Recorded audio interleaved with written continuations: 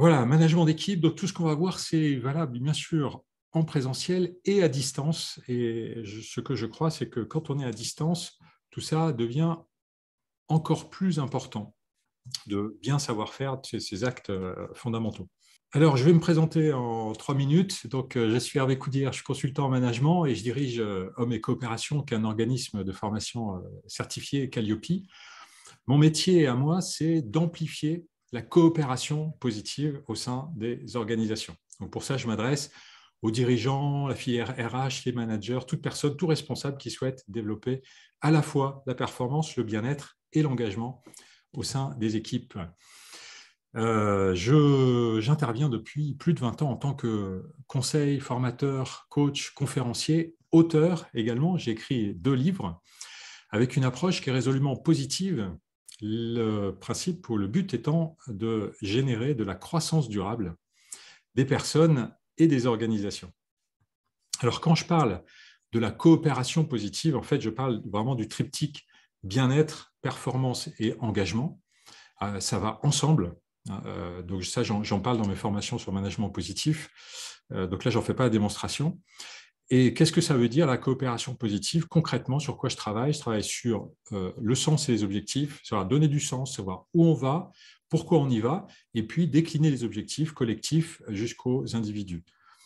L'organisation, c'est pour savoir qui fait quoi et que chacun soit bien à sa place, et puis travailler sur les relations positives pour avoir une ambiance de travail qui permette à ce que les choses soient dites et qu'il y ait une communication positive et fluide entre les équipiers. Voilà, et ça, je le fais à travers du conseil, de la formation, du coaching, des conférences, des livres, des jeux, des animations, etc., des webinaires, comme je fais maintenant. Donc, ce webinaire, on va voir 3 savoir-faire fondamentaux du management d'équipe en présentiel et à distance, le recadrage, le feedback et la félicitation. Je vais passer dessus. Et puis ensuite, on va mettre en perspective. Alors, on y va, le recadrage. Alors, j'ai coutume de commencer, c'est toujours une question importante de savoir, mais à quoi ça sert et qu'est-ce qu'on entend par recadrage et à quoi ça sert le recadrage. Très concrètement, le recadrage, il faut voir que ça va servir à changer le comportement d'un collaborateur. Le collaborateur a un comportement qui ne me convient pas, il va s'agir de changer ce comportement. Eh bien, c'est du recadrage. Et puis, ça va servir également à valoriser mon propre rôle en tant que manager. Je suis là pour ça. Si je ne le fais pas, qu'est-ce que je fais là? Je ne suis pas manager. Donc, c'est mon rôle de manager de le faire. Et ça valorise aussi la relation, parce que ça veut dire que j'ai de l'attention aux collaborateurs. On sait qu'il vaut mieux faire des recadrages, avoir des interactions, même si c'est des interactions de recadrage, plutôt que pas d'interaction du tout, plutôt que du laisser tomber ou abandonner les collaborateurs. Donc faire du recadrage, ça valorise la relation et d'une certaine façon, ça peut aussi valoriser l'autre. On va sans doute revenir dessus, même si c'est pour dire des choses qui peuvent être parfois désagréables. Oui, je voulais dire aussi que le recadrage, c'est un excellent outil de management pour les managers, mais que ça va servir aussi, bien sûr, quand on est parent ou quand on se sent responsable dans la rue ou dans une association ou quoi que ce soit. Eh bien, faire un recadrage pour changer le comportement d'une personne, c'est toujours très, très utile.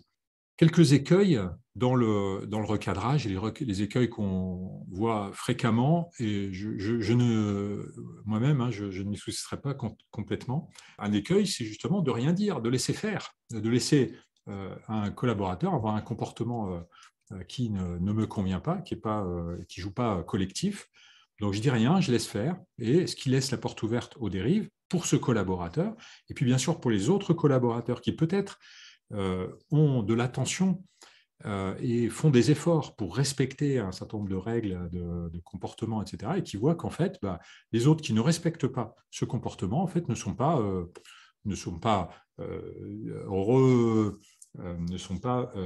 recadrés, qu'on ne rappelle pas les bonnes règles à ces gens-là. Donc, à ce moment-là, ça peut démoraliser aussi les autres. Donc, vis-à-vis de ceux qui se comportent correctement, on a le devoir aussi de dire à ceux qui se comportent de façon inadaptée. Donc, on peut ne pas oser faire du recadrage par peur de nuire à la relation. Et c'est vrai que c'est un point d'attention qu'on doit avoir, puisque dans le cas effectivement, si on veut avoir un management positif et générer une ambiance positive dans l'équipe, parfois faire un recadrage, ça peut être mal vécu. Pour autant, ça peut être pire encore de ne jamais rien dire. D'accord ? Donc, et recadrer, on va voir que ce n'est pas forcément justement dévaloriser l'autre, ce n'est pas non plus être en colère ou être agressif vis-à-vis de l'autre, c'est simplement mettre les choses sur la table de telle façon à le faire changer son comportement. Il vaut mieux dire les choses. Si on ne dit pas les choses, en fait, ça peut être perçu par le collaborateur comme, d'une certaine façon, un manager qui n'est pas intègre. Or, c'est vraiment la première qualité qu'on en attend d'un manager, qu'il soit intègre. Donc, ça ne me convient pas, je le dis, je pose les choses, on en discute, on fait le point et on va chercher une solution. Autre écueil, bien sûr, ça va être de juger l'autre, de le dévaloriser. Donc ça, on va éviter dans un recadrage, ce n'est pas ce qu'on veut, ce n'est pas ce qu'on cherche. Ne pas être clair sur la demande. Souvent, je vois des personnes qui se plaignent d'autres, qui vont essayer de recadrer, mais en fait, qui ne font que des aspects négatifs, disent tout le négatif qu'elles pensent de la personne, mais sans dire, mais voilà ce que je veux. Donc, si c'est juste pour déverser du négatif, ça ne sert à rien. Il faut vraiment dire à la personne, voilà ce que je veux. Il y a tel comportement, ok, mais moi, voilà ce que je veux, voilà le comportement que je veux que tu adoptes. On va avoir des exemples tout à l'heure. Et puis, aussi, bien sûr, mettre trop d'enjeux émotionnels, justement. Donc, si on est trop dans l'émotion, ou bien si on en fait un enjeu personnel avec l'autre, bah, évidemment, ça risque de tendre la relation. Donc, à ce moment-là, il faut peut-être mieux prendre un petit peu de distance. Effectivement, quand je dis c'est nécessaire de faire le recadrage, il y a peut-être aussi le bon moment pour le faire. Hein. Ce n'est pas au moment où on est en colère, où on est vraiment hors de soi, quand on est furieux, ce n'est pas le bon moment pour faire un recadrage. Il vaut mieux peut-être attendre le temps de se poser un petit peu, de souffler, pour dire les choses à un moment qui soit plus opportun. Il y a aussi les techniques de commencer par un compliment. Donc, bon, moi, je rigole parce que je trouve ça particulièrement maladroit, mais bon, c'est une école aussi. Hein. Moi, que je ne valorise pas, ça ne me paraît pas être intéressant de dire à la personne tout le bien qu'on pense d'elle avant de lui dire quelque chose qu'on veut changer chez elle. Hein. On va voir le feedback qui peut un peu s'apparenter à ça, mais vous allez voir que l'état d'esprit est complètement différent. Là, dans le recadrage, c'est globalement si on n'est pas content. Hein. Et c'est pas, on n'est pas content de la personne, si on n'est pas content sur un comportement. Donc, ce n'est pas un jugement global sur la personne, c'est juste un aspect sur un comportement. Donc, l'idée, c'est quand il y a un recadrage à faire, c'est aller plutôt aller droit au but. Hein, c'est une idée que je défends. Dire directement, bah, écoute, moi, il y a un comportement que tu as qui ne me convient pas et je souhaite que tu changes. Donc voilà, et puis on y va. Donc pour le recadrage, ce que je vais vous proposer, donc la méthode XYZ, que j'enseigne dans les formations. Je connais de multiples méthodes, je connais au moins 4, 5 des méthodes d'affirmation de soi pour recadrer. Celle-ci, c'est la plus simple et qui est efficace. Certaines personnes ici peuvent en témoigner pour l'avoir utilisée, aussi bien dans le monde professionnel que dans le monde privé également. Dans un recadrage, il faut être factuel. Ça, c'est le X. La méthode XYZ, le X, ce sont les faits. Qu'est-ce qui se passe? Qu'est-ce que j'observe? C'est quoi les faits qui sont indiscutables que je reproche à l'autre? Si la personne arrive en retard, voilà, le fait, c'est mardi, tu es arrivé à 9h25. Voilà, ça, c'est un fait, c'est incontestable. Voilà. Ça, c'est le X. Ensuite, l'idée, c'est de dire aussi en tant que manager que le comportement de l'autre ne me convient pas. il peut arriver à 9h25 et puis peut-être que tout va bien, mais moi, là, à un moment donné, il faut que je dise que moi, ça ne me convient pas, je ne laisse pas passer ça. Ça, c'est le Y. Le Y, c'est voilà comment je me sens. Donc, ça peut être effectivement tout simplement, ça ne me convient pas. D'accord ? Moi, je ne suis pas OK avec ça. L'idée, c'est de se positionner en tant que manager pour dire le comportement ne me convient pas, c'est Y. Et puis, la troisième partie, c'est le Z. Le Z, c'est et voilà ce que je souhaite, voilà comment je veux que tu te comportes. Je souhaite que tu arrives à 9h moins 5, que tu aies le temps de t'habiller, de mettre tes habits de sécurité pour être au poste, de telle façon à ce qu'on puisse démarrer la chaîne et que ça ne génère pas de retard sur l'ensemble du processus. Par exemple, voilà. Donc la méthode XYZ de recadrage, c'est quand tu fais ceci, moi je me sens comme ça, je me sens contrarié, je me sens déçu, j'appréhende, je ne suis pas à l'aise, ça ne me convient pas.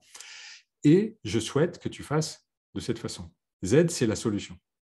Voilà. Il y a un comportement, ce n'est pas OK, et je te demande d'en changer.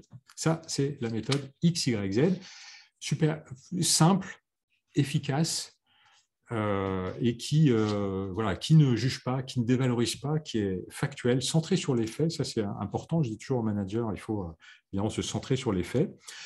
Bien sûr, ça se prépare avant de faire, puisque dans un recadrage, je précise qu'effectivement, ça va se faire en seul à seul avec la personne.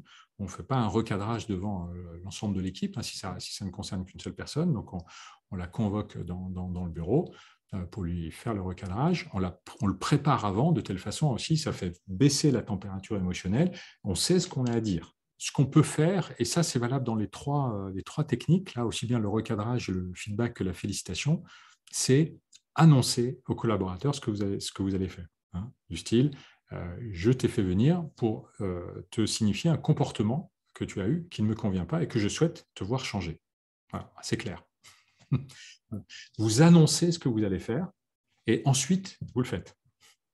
Et ça permet de se lancer directement dans le sujet, parce qu'en fait, un des écueils, c'est qu'on va tourner un peu autour du pot. Voilà, je t'ai fait venir, voilà, je voulais te parler du dossier truc, alors tu sais, tu as eu, puis on commence à raconter une longue histoire. Et en fait, on ne sait plus à quel moment et comment rentrer vraiment dans le vif du sujet.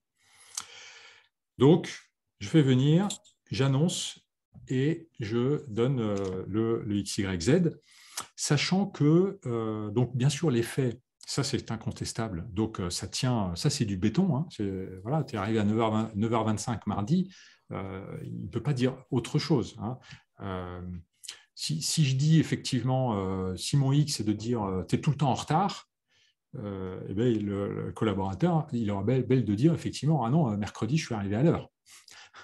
D'accord ? Donc, être tout le temps en retard, ce n'est pas une bonne observation, puisque c'est discutable. Donc ça, on le travaille en formation de voir qu'est-ce qui est vraiment une bonne observation qui permet effectivement de tenir la route. Le Y, ça c'est indiscutable aussi, c'est-à-dire que moi je me positionne, ça ne me convient pas, c'est mes émotions, ça on ne discute pas. L'endroit où on peut discuter, c'est la solution, c'est le Z. Hein, et éventuellement, soit je donne la solution, et en tant que manager, je peux dire j'exige que tu fasses comme ça. Ça, c'est aussi une position de manager où je t'ordonne d'eux, où je te demande d'eux, etc. Où je souhaite que tu fasses comme ça. Mais on peut aussi demander la solution à l'autre. Dire bon, là, tu as fait ça, moi, ça ne me convient pas. Qu'est-ce que tu proposes? Ou comment tu comptes y prendre autrement? Ou bien, je souhaite que tu travailles sur une solution, viens me proposer une solution demain. Ou bien, je te propose qu'on passe un temps maintenant pour voir quelle est la solution adaptée pour que ça ne se reproduise pas. Voilà. Donc le Z, ça, on peut le construire ensemble. Voilà ce que je voulais dire sur le recadrage. Le feedback, donc ici, quand je parle de feedback, en fait, je parle de feedback de progrès qui sert à faire progresser le collaborateur. Donc là, on a un collaborateur qui avance, qui progresse pas à pas. Et il y a un moment donné où il est à un certain niveau, et nous, on va lui faire le cadeau, on va lui faire un cadeau de dire, voilà, qu'est-ce qu'il peut faire pour aller plus haut, pour progresser, pour faire encore mieux que ce qu'il fait actuellement. D'accord ? Donc, c'est le feedback de progrès, ça va vraiment servir à faire progresser le collaborateur. Ça montre l'intérêt que l'on porte à son travail et l'attention que l'on a à ce qu'il réalise, au travail qu'il réalise. Donc, on indique par là donc les valeurs, enfin, ce à quoi on attache de l'importance et la valeur que l'on donne à son travail. Et puis, on apporte un regard externe. C'est toujours important. Ça, c'est le principe du feedback. C'est-à-dire, une personne, quand elle avance, quand elle fait un boulot, elle ne sait pas forcément s'auto-évaluer. Donc, c'est bien qu'il y ait une personne extérieure qui lui dise, bah, voilà où tu en es par rapport à ce qui est attendu. Sinon, la personne peut être un peu perdue, surtout quand elle est jeune ou qu'elle arrive depuis peu dans l'entreprise. Et puis, ça va bien sûr servir à identifier des pistes de progrès concrètes pour le collaborateur pour qu'il puisse progresser. Là aussi, le principe, ça va être d'être factuel, toujours, que ce soit le recadrage, le feedback ou la félicitation, on va toujours être factuel, concret, indiscutable. Il y a une dimension émotionnelle qui ne doit pas submerger ni les faits ni les relations, toujours pareil. Et dans le feedback, on va être plutôt tourné vers le futur que vers le passé. D'accord ? Donc, c'est assez intéressant ça peut être assez intéressant de dire qu'est-ce qui a été mal fait, mais c'est encore mieux, bien sûr, de s'intéresser à comment faire pour faire mieux. Donc là, pour le feedback, je propose la technique suivante. Je vais proposer X, Y, Z pour le recadrage, et je vais vous donner des exemples, parce que je m'aperçois que j'ai oublié de vous donner des exemples dans ma précipitation. Donc, dans le feedback de progrès, je vais vous proposer la technique, ce serait de donner 3 points positifs, 3 points satisfaisants. Qu'est-ce que la personne a fait de bien? Là où elle en est, c'est apprécier et valoriser la personne au niveau où elle est. D'accord? Voilà, ce que j'apprécie particulièrement, il y a ça. Voilà, enfin, je vais vous donner des exemples. Il y a ça, il y a ça, il y a ça. Et donc là, c'est éviter le mais, parce que souvent on dit bon, bah, c'est bien, mais. Hein, et puis alors derrière, c'est une avalanche de points négatifs, donc ça ne va pas. Donc on va plutôt s'appesantir sur les points positifs et apporter une piste de progrès comme un cadeau que l'on donne aux collaborateurs en disant, bah, voilà, il y a tout ça que tu fais bien, et peut-être une piste de progrès, tu pourrais t'améliorer en faisant attention à tel aspect, à tel point. Je vais vous donner tout de suite des exemples de feedback et de recadrage. Comme ça, vous allez voir un peu aussi la différence entre les deux. Des exemples de recadrage, voilà, je les ai écrits un peu sous les yeux là, pour être au clair dans ce que je fais, justement parce que ça se prépare, hein, le recadrage. Donc, par exemple de recadrage, voilà, ça fait 3 fois ce mois-ci que tu ramènes les voitures de société avec moins d'1 quart de carburant. Le fait indiscutable. Je ne suis pas satisfait, Y. Je te demande de bien faire le plein avant de rendre la voiture dans ces cas-là. Voilà. C'est concret, où on peut dire, voilà, je te demande de faire le plein dans la station, au plus tard, la station X, qui est à 3 km. Et donc, voilà, tu fais le plein ici et tu rends la voiture avec le plein. Et là, j'y serai particulièrement vigilant dans les 2 mois qui viennent. Bref, donc c'est un exemple de recadrage. Ça fait 3 mois de suite que tu fais remplacer ta tablette. X, ça c'est un fait, c'est concret. Je trouve ça vraiment anormal, ça me subjugue, je suis estomaqué là. Voilà. Voyons ensemble ce qui se passe et comment faire pour faire durer le matériel. Voilà. Z, c'est on va comprendre, on va voir et faire en sorte que tu changes tes habitudes pour que le matériel dure. C'est pas chaque mois tu changes la tablette, ça va pas du tout. 3e exemple. Oui, alors assez concret aussi. Je constate que tu as passé plus d'1 heure sur ton smartphone hier pendant les heures de travail, ton smartphone personnel. Voilà, donc ça c'est une observation. Ça ne me convient pas. Ok. Je te demande de le laisser dans ton sac pendant les heures de travail. Voilà. Ça aussi c'est voilà, comportement concret que je veux observer. Voilà. Vous voyez que là on est sur un point précis, comportement de la personne, et on lui dit clairement ce qu'elle doit changer. Quelques exemples de feedback. Donc, on va voir un peu la différence. Alors, Lucille, je te fais un retour sur la réunion avec le client de 10 heures ce matin. Alors, je vais commencer par ce que j'ai particulièrement apprécié, et puis j'ai une piste d'amélioration à te proposer. Donc ça, c'est l'annonce. Ça, c'est ce que je vous propose. J'aime bien, c'est l'aspect d'annonce. Alors d'abord, j'ai trouvé que tu étais très à l'aise avec les participants, beaucoup plus que la dernière fois. Ensuite, ta présentation, tes analyses des données étaient vraiment claires et concises. Moi, j'ai beaucoup aimé particulièrement tes schémas et l'infographie que tu as fait à la fin, qui était très pertinente et qui était vraiment un résumé de l'ensemble de ta présentation. Vraiment, bravo. Alors, la piste d'amélioration que je te propose, ça concerne la gestion du temps, parce que la réunion a fini 15 minutes en retard. Donc, ce que je te propose, c'est la prochaine fois de présenter uniquement les grandes conclusions et éventuellement voir si on a le temps d'aller dans les détails en fonction des demandes du client. Voilà un exemple de feedback où on met en avant ce qu'on apprécie, hein, et on fait un retour à la personne. Voilà, il y a des choses qui sont appréciables et on lui dit quoi de façon très concrète et on lui donne une piste d'amélioration très factuelle. Au passage, j'aime bien donner cette anecdote. Lorsque j'ai formé des managers dans une entreprise de recherche, dans lequel j'avais un manager qui dirigeait un collaborateur qui était nobélisable. Il était prêt d'avoir le prix Nobel. Et donc, ce manager me dit comment tu veux que je lui fasse un feedback de progrès? Comment tu veux que je lui dise ce qu'il doit faire pour progresser, alors que ce gars-là, en fait, il est nobélisable, il est bien meilleur que moi.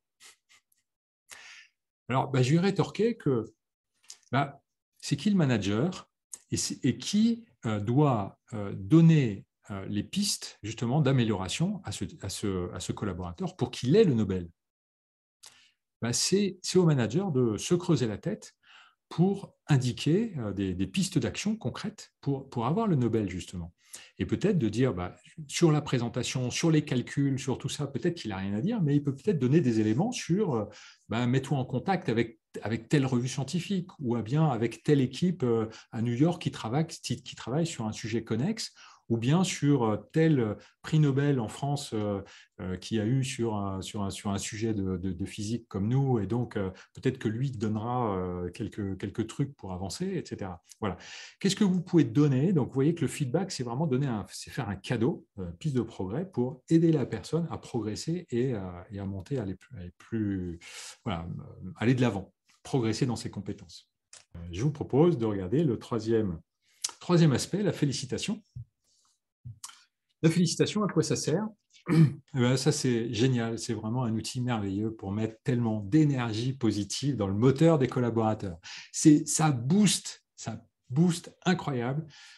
Et ça, c'est vraiment un outil pour justement donner de l'énergie positive, pour motiver, donner envie de bien faire, de se dépasser, de recommencer. Ils ont fait des efforts, ils sont donnés à fond, mais ils ont envie de recommencer, d'aller encore plus loin, encore plus fort, et donc du coup de générer un climat positif, un climat constructif.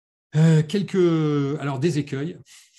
Des écueils, c'est que ça manque cruellement de félicitations. Alors le petit comment dire, petite chose un peu incohérente que j'entends tout le temps, quasiment dans 90% des cas, c'est que les managers me disent « Ah, mais moi, je félicite beaucoup, mais mon manager ne me félicite jamais. » Et en fait, si on demande aux collaborateurs, tous les collaborateurs disent « Mon manager ne me félicite jamais, etc. » En fait, personne ne se sent suffisamment félicité. C'est rare, hein, ça arrive. Hein, c'est pour ça que je dis 80% des cas, 90%. Donc, d'une façon générale, il y a vraiment un manque cruel de félicitations. On n'utilise pas assez cet outil, qui est un outil vraiment très positif et qui donne de l'énergie aux collaborateurs. Après, on se demande pourquoi les collaborateurs sont démotivés, désengagés, etc., alors qu'on n'a pas su utiliser cet outil de félicitations. Deuxième écueil, c'est les félicitations un peu courtes, comme dirait Cyrano de Bergerac, un peu courtes, c'est le « ah bah c'est bien ». Et je discutais aujourd'hui encore avec une personne qui me racontait s'être mais vraiment tellement évertuée sur un projet et s'être donnée à fond. et elle a réussi son projet, elle a réussi à mener à bien un projet vraiment tellement difficile. Eh bien, son manager, qui était occupé certainement d'autres choses bien plus importantes, lui a dit bah, c'est bien. Et bien, quand elle a reçu ça, mais ça l'a cassé, ça l'a démotivé. D'accord? Parce que c'était pas du tout, ça n'avait pas du tout la hauteur de l'investissement, de l'engagement et du résultat qu'elle avait fait. Hein. Donc les managers me disent ah ben moi je félicite mais ça marche pas, les gens ils sont démotivés. Ben oui, mais si on dit juste c'est bien alors que la personne s'est vraiment défoncée pour faire le travail, effectivement ça peut être démotivant. Donc il va falloir peut-être amplifier les félicitations et pour ça on va s'appuyer sur les faits là aussi. Attention à alors, ce que j'appelle la félici-sanction, ce qui fait que les collaborateurs, à un moment donné, évitent absolument les félicitations, parce que quand on leur... Et ça, c'est l'écueil de faire un compliment avant de faire un recadrage, c'est que les collaborateurs ont peur, quand ils reçoivent un compliment, d'avoir tout de suite derrière une sanction. C'est-à-dire, bah, c'est bien ce que tu as fait, et comme c'est bien ce que tu as fait, bah, maintenant tu es responsable du truc, c'est toi qui va être en charge de ça tout le temps, à chaque fois. Et, voilà. Et donc la personne, elle a bien fait, et elle se dit, bah, mince alors, j'aurais mieux fait de ne pas bien faire, parce que là, en fait, je me retrouve à devoir faire quelque chose que je n'avais pas du tout envie de faire. Donc la prochaine fois, il vaut mieux que je fasse, mais pas trop bien, pour pas être, parce que les félicitations, c'est juste une horreur. Donc attention à ça. La félicitation, c'est une félicitation, c'est pas derrière on donner un travail en plus, une charge en plus, et quelque chose de pénible derrière. C'est pas parce qu'on a félicité que derrière le collaborateur nous doit quelque chose. Non, on félicite pour lui donner de l'énergie. La peur du ridicule, donc moi je vois beaucoup de managers qui ont peur d'être ridicules en félicitant, donc il va falloir s'entraîner à féliciter. Et puis, voilà, j'entends aussi beaucoup des barrières comme ça, c'est un rejet carrément de la félicitation, les managers ne veulent pas féliciter. On ne peut pas féliciter quelqu'un qui fait juste son travail. Bah ouais, mais en fait, si tout le monde faisait juste son travail, en fait, les entreprises, ça ne marcherait pas. Hein. Parce que le travail prescrit, et bon, ça, il y a de nombreuses études là-dessus, le travail prescrit ne suffit pas à faire fonctionner les choses. Il faut que les gens fassent toujours au-delà, ils aillent plus loin, ils fassent plus. Donc, il y a toujours de l'espace pour féliciter. Pour féliciter, l'idée, c'est de s'appuyer sur des faits, et prenez le temps de faire une félicitation. Donc, il y a le bravo, c'est bien, voilà, au détour d'un couloir, vite fait, une petite tape sur l'épaule. Bon, c'est pas négatif, mais c'est peut-être insuffisant, c'est peut-être un peu court. Donc, allez-y, quand vous félicitez, vous pouvez aussi accueillir dans votre bureau quelqu'un pour lui faire une félicitation, dire écoute, je t'ai fait venir pour te féliciter vraiment. Et là, l'idée, c'est de alors montrer effectivement sa propre satisfaction, dire waouh, mais je suis ravi vraiment du travail que tu as fait, apprécier les résultats. Et là, c'est aller dans le détail de voilà ce que tu as fait, là tu as fait ça en plus, là tu as réussi à faire ça, etc. Apprécier aussi les efforts consentis par la personne, parce que la personne, peut-être qu'elle s'est démenée. Et au passage, on peut très bien féliciter les efforts avant que les résultats arrivent, parce que le plus dur pour un collaborateur, c'est de faire des efforts et de ne pas être encore au résultat. Mais ça peut aussi être un sujet de félicitation, ça, les efforts qui sont consentis par une personne. On peut féliciter là-dessus, sur les efforts. Donc, apprécier les résultats, les efforts, là, on peut passer du temps dessus. On peut encore, je dirais, alourdir la félicitation et la rendre encore plus forte en indiquant toutes les difficultés que la personne a surmontées. En disant, mais en plus, c'était difficile parce qu'il y avait telle situation, il y avait ça, il y avait la crise à ce moment-là, il y avait les clients étaient peu disponibles, et puis on a eu une rupture de stock, et puis on a eu, etc. Et malgré tout ça, tu as réussi. Voilà. Vous pouvez encore creuser la félicitation ou l'alourdir, la rendre encore plus forte comme ça. Et puis appuyer sur les bénéfices, bien sûr, en mettant en évidence que le résultat qu'a réalisé la personne permet effectivement derrière d'avoir des bénéfices complémentaires. Alors, des exemples de félicitations. Michaela, je voulais te féliciter de la note que tu as produite sur l'analyse des données pour le Japon. Elle était à la fois claire et concise. Tu as réellement amélioré la mise en forme par rapport à ton dernier envoi. Écoute, c'est le début de la collaboration avec le Japon et ça démarre vraiment très bien. Oui, alors là, vous allez voir une teinte un petit peu différente. Aurélie, je sais que c'est vraiment pas facile pour toi en ce moment, mais je tenais à te féliciter pour ton engagement, car tu ne lâches rien. Tu es à jour de tes relances de clients et tu continues à rester focus sur tes objectifs. Je vois que ton taux de couverture commence à s'améliorer chaque semaine. Bravo à toi pour tes efforts et ton implication. Vous voyez, là, les résultats ne sont pas encore au rendez-vous, mais la personne, elle s'y met, elle y va, elle fait des efforts. Ça vaut le coup d'être félicité et d'être mis en avant. Merci Laurent d'être intervenu sur cette mise à jour du système du client X, qui était potentiellement délicate, mais que tu as su gérer parfaitement en moins de 24 heures. Nous allons ainsi pouvoir avancer dans une relation plus sereine grâce à ça et lui proposer de nouveaux services. Tu as renforcé la relation avec ce client, je suis fier de toi. Voilà. Vous voyez que ça se prépare et vous voyez que ça va un peu au-delà du simple c'est bien. Vous avez plein d'occasions de faire des félicitations. Moi, ma recommandation, alors je dis des fois ma prescription, si vous voulez une prescription médicale ou managementale, ou je ne sais pas quoi, je vous fais ça, c'est faire une félicitation par jour. Alors, ce n'est pas une félicitation par collaborateur et par jour, mais peut-être le défi que je vous mettrais, c'est ne sortez pas du bureau le soir avant d'avoir au moins fait une félicitation dans la journée. Avant de sortir, vous dites, est-ce que j'ai félicité quelqu'un? Ou féliciter, ou fait un remerciement appuyé, voilà, avoir vraiment émis de la gratitude, vraiment concrètement.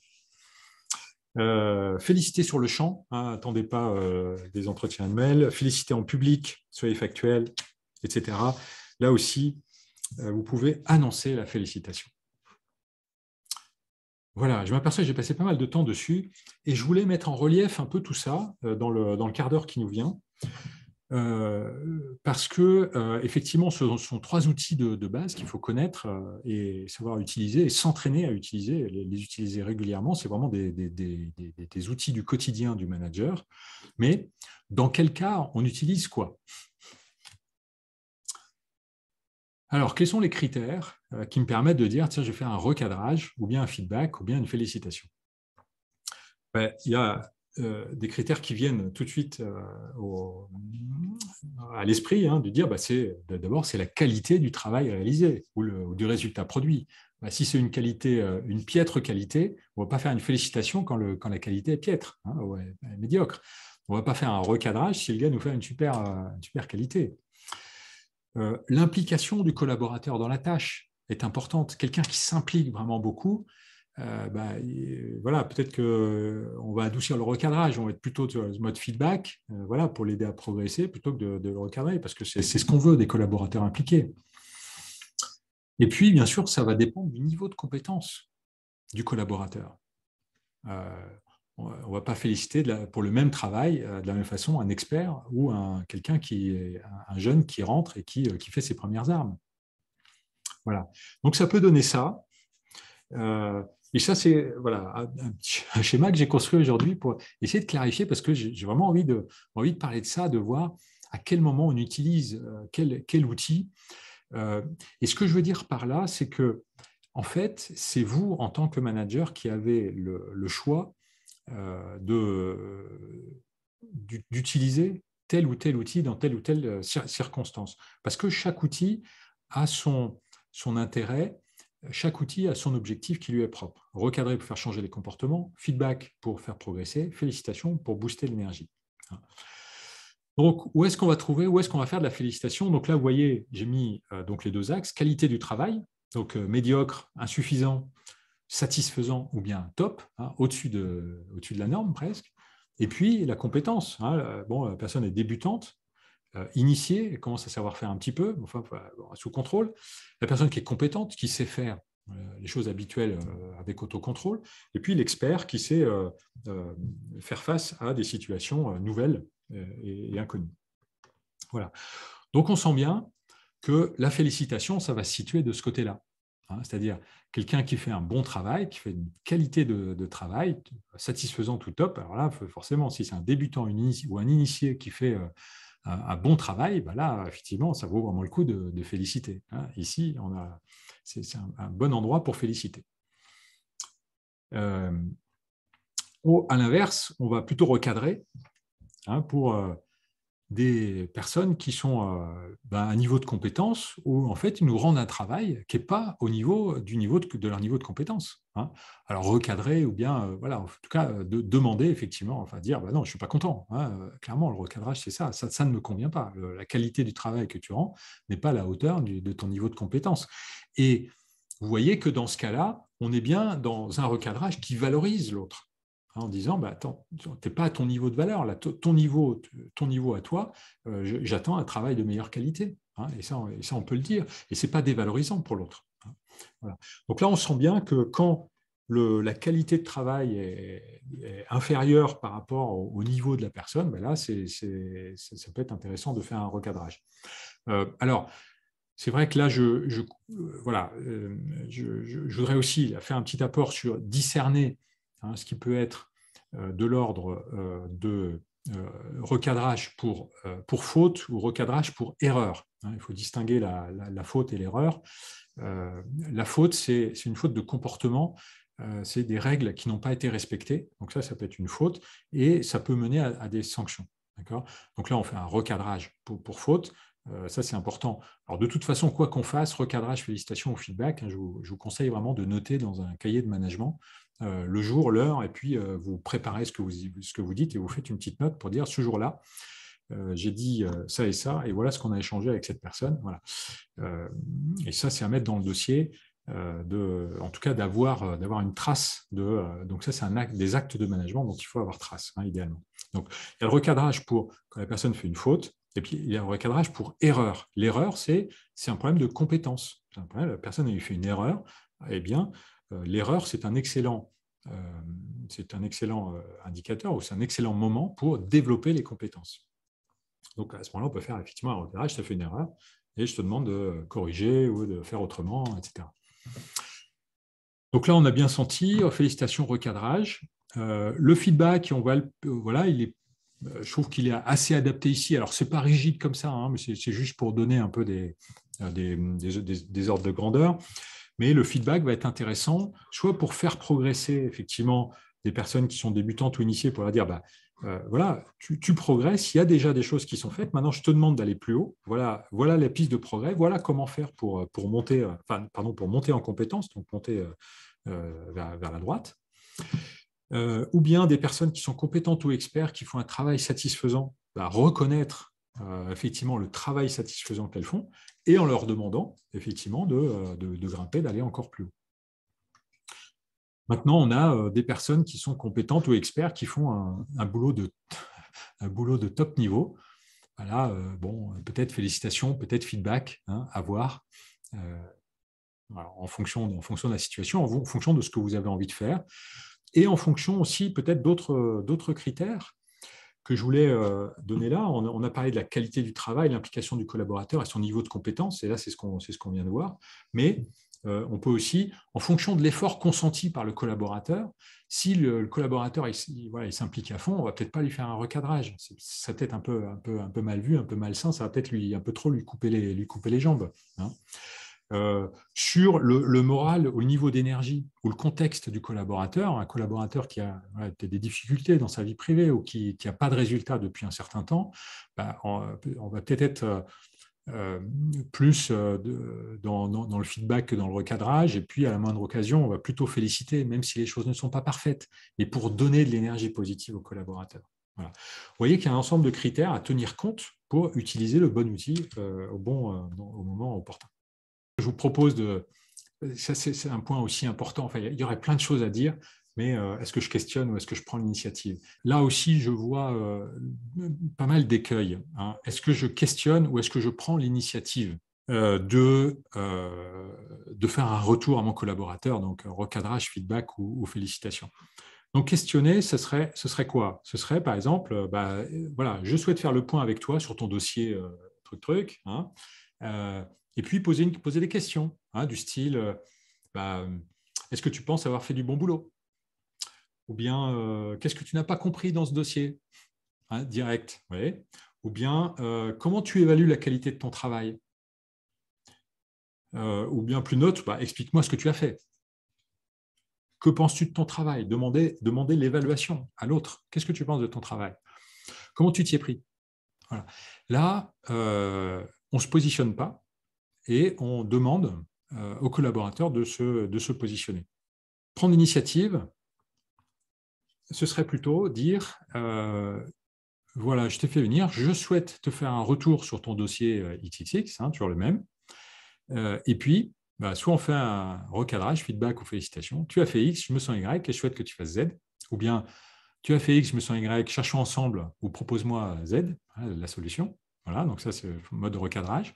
Ou bien, je vais te dire ce que j'ai particulièrement apprécié et te donner une piste de progrès sur ce dossier.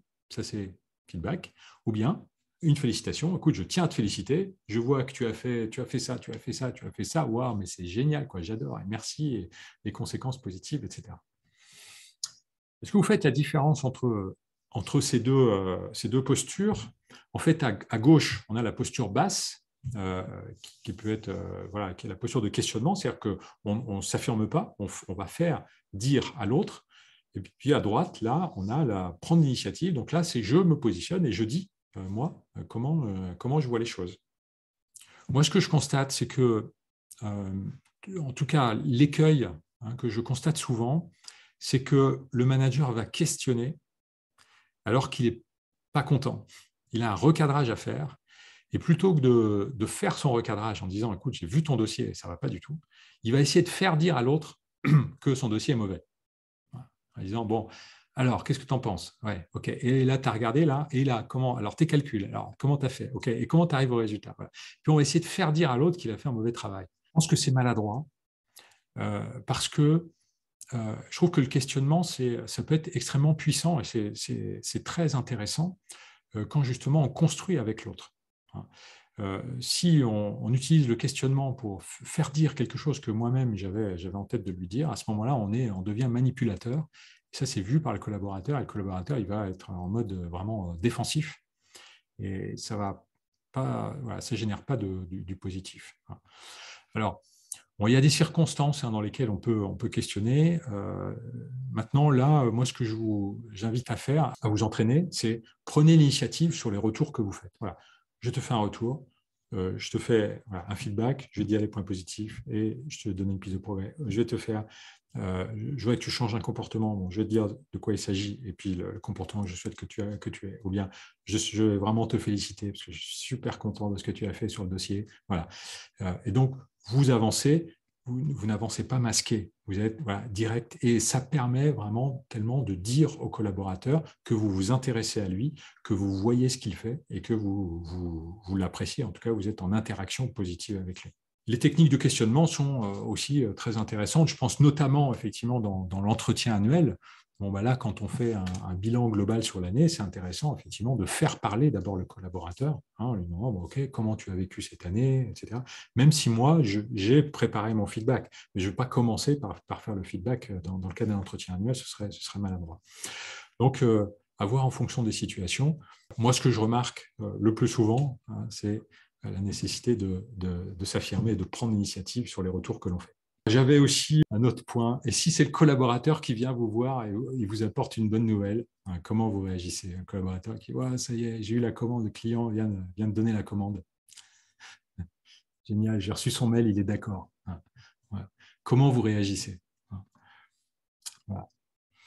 Donc là, alors autant recadrage, feedback, félicitations, c'est vraiment le management 20e siècle, mais qu'on devrait vraiment avoir intégré aujourd'hui. Autant là, on rentre un peu, selon moi, dans le management 21e siècle, le management vraiment positif, et justement en faisant attention, en distinguant ce qui est de l'ordre des réactions constructives ou destructives de façon active ou passive. On a une super commande. Comportement actif et destructif, oh là là, ça y est, les ennuis vont commencer. Mais est-ce que tu as fait le bon prix? Non, tu l'as sûrement vendu pas assez cher. Tu as sûrement fait une erreur. C'est pour ça que tu l'as vendu. Non, mais c'est pas possible. Voilà. Ou bien on va jamais y arriver. Voilà. Donc là, on est activement destructif par rapport à la bonne nouvelle qui vient d'arriver. Passivement destructif, ça peut être de dire ouais, mais au fait, tiens, tu ne m'as pas rendu ma paire de ciseaux. Je dis n'importe quoi. Mais voilà, on va parler de complètement autre chose et on dévalorise en fait juste la bonne nouvelle de l'autre. Puis il vient nous dire il a eu une commande, et nous, on lui parle d'autre chose. Donc c'est passivement destructif. Donc là, j'imagine que vous n'êtes pas trop là-dedans, hein. Souvent, les managers, hein, de bonne intention, ils sont plutôt là, hein. Ah, waouh, c'est bien, super, ah, bah, félicitations, bravo, waouh, yes, génial, hein, voilà. On se force un peu et voilà ce qu'on sort. Bon, c'est constructif, mais c'est passif. C'est passif. Ça veut dire que c'est nous-mêmes qui jugeons le travail réalisé par l'autre, alors qu'on peut être beaucoup plus fédérateur, beaucoup plus moteur, donner beaucoup plus d'énergie aux collaborateurs si on est activement constructif, en étant curieux et en s'intéressant à l'autre, en s'intéressant à comment il a fait pour réussir ce résultat. Donc, plutôt dire waouh, génial, donc super, mais alors, waouh, mais comment tu as fait quoi? En plus, ce client-là, c'est un nouveau client, c'est dans tel secteur. Comment tu as fait? Mais qu'est-ce que tu lui as dit? Quel a été l'argument qui lui a vraiment, qui l'a vraiment fait sauter le pas? Ok, et puis du coup, comment tu comptes peut-être réaliser d'autres réussites de cet ordre-là, etc. C'est-à-dire qu'on va creuser les bonnes nouvelles comme on creuse un problème. Je ne sais pas si vous rendez compte, mais très souvent, les bonnes nouvelles, ça passe, ça glisse. On dit, ouais, ok, c'est bien, c'est quoi le problème d'après? Par contre, c'est dès qu'il y a un problème, oulala, il y a un problème, alors là, ça y est, on fronce les sourcils, on creuse, on fait des réunions, on fait des trucs, on va chercher. Voilà. Et donc là, on est dans quelque chose de crispé, ambiance plus lourde, hein, alors qu'on devrait et on peut aussi aller creuser les réussites comme on creuse les problèmes. Ouais, mais comment tu as fait ça? Comment tu as réussi? Ouais, peut-être, mais réunissons-nous ensemble pour voir mais comment on a réussi à faire cet exploit, ou en tout cas cette réussite, pour parler des réussites et voir qu'est-ce qui fait, qu'est-ce qui génère les réussites, qu'est-ce que chacun met en œuvre pour tellement bien réussir. Bien, je vous ai parlé dans ce webinaire de ce que je voulais vous présenter, le recadrage, le feedback, la félicitation. Et puis, nous avons approfondi aussi sur posture haute, posture basse. Est-ce que j'aborde en termes de questionnement ou est-ce que j'aborde en prenant l'initiative? Enfin, nous avons été un peu plus loin en parlant aussi de comment accueillir les bonnes nouvelles de façon constructive et positive. Tout cela étant le travail sur la réponse et la réaction du manager face aux travaux et à l'évolution des collaborateurs. Pour aller plus loin ou pour pratiquer, n'hésitez pas à vous inscrire à mes formations ou bien à me consulter directement. Je vous remercie vraiment pour votre participation. À bientôt.